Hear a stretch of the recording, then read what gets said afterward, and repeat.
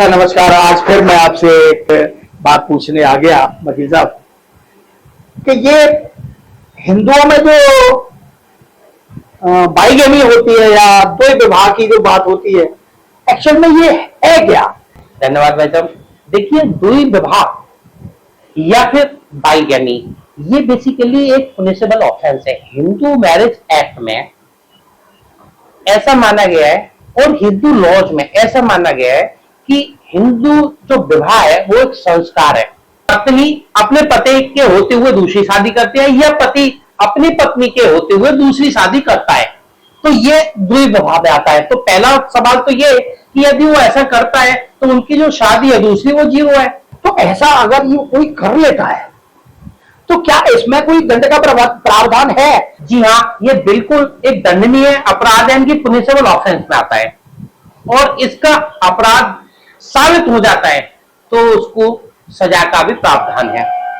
अब इसे समझते हैं। देखिए, यदि पत्नी अपने पति के होते हुए दूसरी शादी करती है तब भी ये अपराध बनेगा, और पति अपनी पत्नी के होते हुए दूसरी शादी करता है तब भी सेम अपराध बनेगा। और इस अपराध का यदि कोई अपराध करता है तो उसका जो प्रावधान है वो इंडियन पीनल कोड की सेक्शन 494 में था। अब उसकी जगह भारतीय न्याय संहिता आ गई है 82 की क्लॉज 2 में। ये पुनिशेबल ऑफेंस है।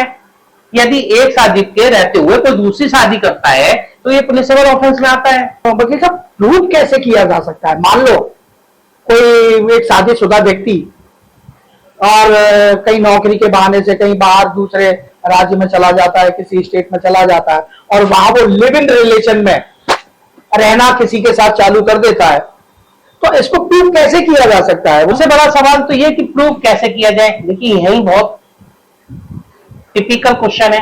प्रूव करना ही अपने आप में टफ है, क्योंकि कोई भी आदमी ऐसा तो गलती करेगा नहीं कि शादीशुदा होते हुए दूसरी शादी कर ले और शादी करके भी प्रूफ छोड़ दे। कोई नहीं करता। हाँ, वो चोरी छुपे से रह सकता है किसी दूसरे के साथ, यानी कि एक पुरुष है तो किसी महिला के साथ अपनी पत्नी होते हुए, और कोई पत्नी है तो अपने पुरुष के होते हुए किसी और पुरुष के साथ में रह सकती है लिव इन रिलेशन में। अब लिविंग का आते हैं। देखिए, लिविंग जो होता है कि जहां यूसीसी है, यूनिफॉर्म सिविल कोड है, वहां ये रजिस्टर होना कंपलसरी कर दिया है, लेकिन पूरे भारत में तो यूसीसी नहीं है। लिव इन रिलेशनशिप जो है ना वो कहीं रजिस्टर्ड नहीं किए जा रहे। जब रजिस्टर्ड नहीं हो रहे तो उनकी कोई अकाउंटेबिलिटी नहीं है कौन किसके साथ में लिव इन रिलेशनशिप में। अब लिव इन रिलेशनशिप को बताते हैं। देखिए, इनका कोई भारत सरकार के पास कोई इनका डाटा नहीं है कि इतने पुरुष या इतनी महिलाएं लिव इन में रह रही हैं। एक तरह का लिव